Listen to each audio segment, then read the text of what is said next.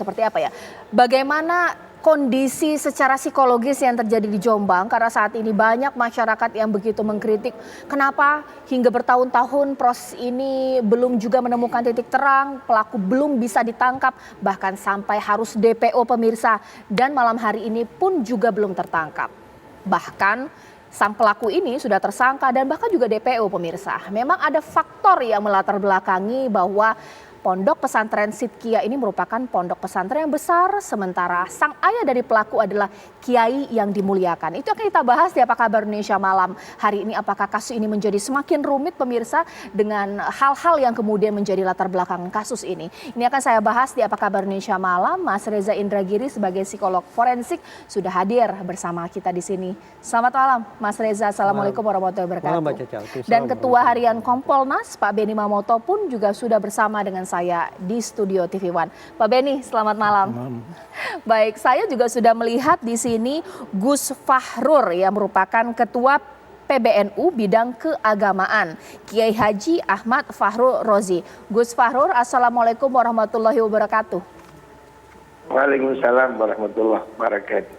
Baik, mungkin pertama kali saya ingin ke Gus Fahrur. Gus, karena ini sudah menjadi konsumsi publik dan menjadi perhatian masyarakat, pasti sangat banyak masyarakat yang begitu melihat bahwa ini menjadi sangat luar biasa ketika seorang pelaku kekerasan seksual justru dilindungi semacam seperti itu. Karena banyak sekali masyarakat yang berusaha untuk tidak ada penangkapan, tapi memang mereka yang berusaha menghalang-halangi saat ini juga sudah ditangkap. Apakah mungkin karena ini adalah anak dari kiai yang dimuliakan di pondok pesantren tersebut atau seperti apa, Pak?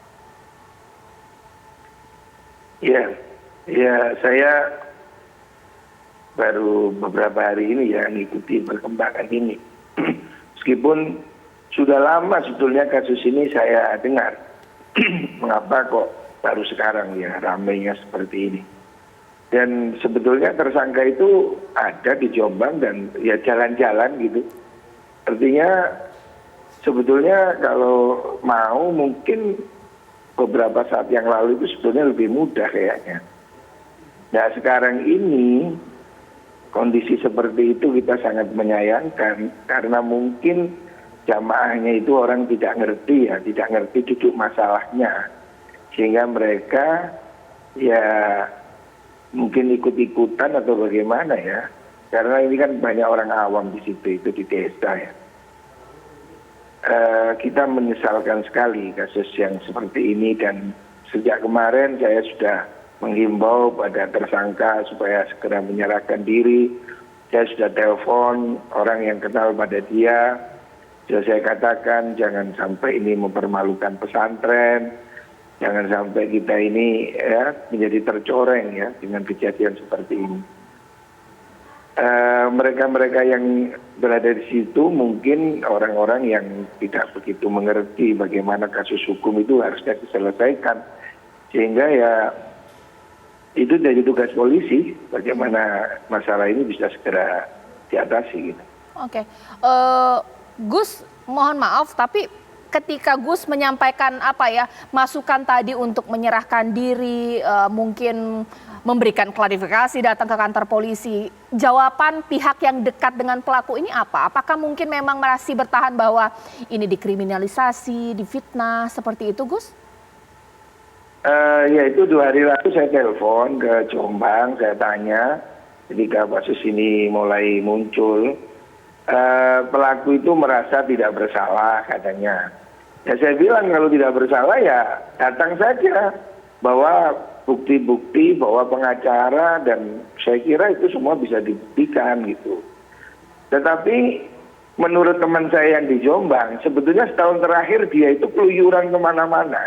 Artinya mudah ditangkap sebetulnya katanya. Kapan hari itu dia malah mengadakan konser jazz katanya. Artinya kesempatan menangkap itu kemarin-kemarin itu banyak gitu loh. Kenapa kok baru sekarang ada pengerahan besar-besaran gitu. Kenapa nggak seperti OTT KPK itu loh.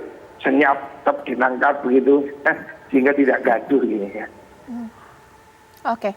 Mungkin itu yang saya tanyakan. Ditahan dulu Gus, ini saya tanyakan kepada Pak Beni. Pak Beni, Kompolnas kan memang sudah sejak lama juga mengawal kasus ini karena ini juga Komnas juga sudah melakukan apa ya, asistensi. Sampai kemudian informasi dari pihak luar, ini di sini Gus tahu bahwa ternyata dengar-dengar ini pelaku biasa bebas berkeliaran ini. Seperti apa sih Pak Beni? Ya, kalau kita coba runut proses penyidikannya, kita semua tahu bahwa penyidikan kasus kekerasan seksual ini banyak kendalanya. Ya. Minim saksi, minim barang bukti, kemudian tidak didukung dengan katakanlah pemeriksaan DNA ada di TKP, tetapi pembandingnya tidak ada karena belum ada bank data DNA.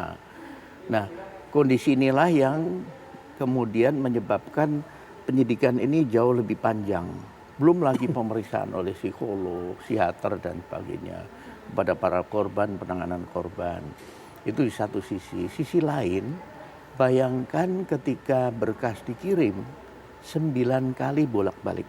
Kekejaksaan itu Pak. P19. Apa sih yang Ya, dengan petunjuk ini, petunjuk ini. Yang akhirnya kemudian Ibu Menteri sendiri sampai turun tangan, kemudian kami, Komisi Kejaksaan, Kompolnas, kemudian LPSK, KPAI, kemudian juga dari Komnas juga turun untuk mensupervisi kasus ini, yang kemudian akhirnya P21. Rentang waktu P19 ini membuat penyidikan jadi tanda tanya, ini mau P21 atau enggak. Dugaan kami pada rentang waktu inilah apa yang disampaikan tadi, dia masih berani keluyuran. Oke. Tetapi ketika sudah P21, mulai dicari untuk dihadapkan ke kejaksaan untuk tahap kedua, disitulah kemudian mulai dia sembunyi. Nah, tahapan sampai dengan kegiatan hari ini sudah melalui beberapa langkah yang dilakukan. Pendekatan sudah. Jadi kalau ada video audiensi Kapolres ke bapaknya, itu kita melihat kan bagaimana statement bapaknya mengatakan bahwa jangan ditangkap.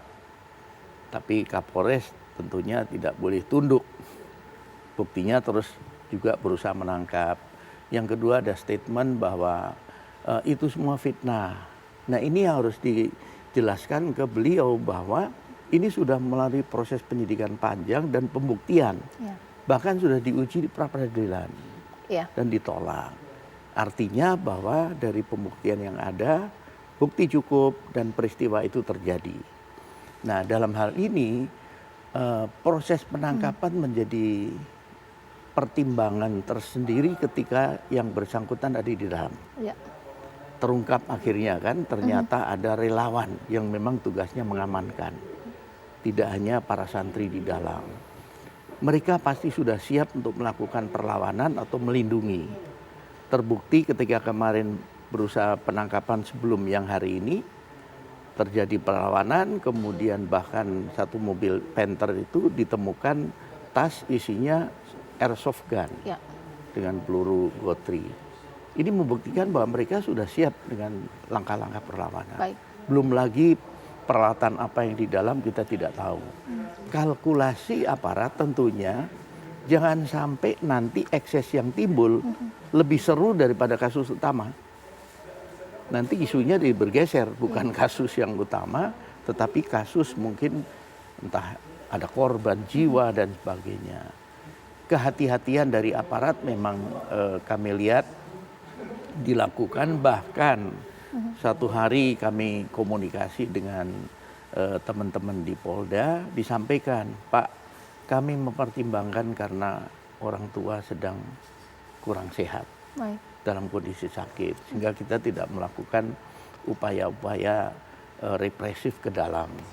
Nah, untuk hari ini yang saya dengar bahwa orang tuanya sudah membuka diri, makanya ketika aparat masuk itu tidak sampai ada penolakan. Artinya kalau pimpinannya nggak setuju, pasti mereka all out menolak. Oke. Nah, ini ternyata diizinkan untuk menyisir seluruh ruangan untuk mencari tersangkanya. Oke. Mungkin memang kasus ini menjadi sangat kompleks ya Mas Reza. Sesaat lagi saya akan tanya bahwa kita tahu beberapa waktu ini untuk urusan seperti ini Indonesia sangat sensitif karena kekhawatiran akan kriminalisasi ulama, apa juga mengenai kriminalisasi pondok pesantren. Dan kiai, ayah dari pelaku ini adalah kiai yang dituakan, dimuliakan dan kondisinya juga sedang tidak sehat. Apakah ini juga menjadi kendala dalam penanganan kasus ini? Nanti mungkin dijawab sesaat lagi di Apa Kabar Indonesia Malam akan kembali bersama Anda.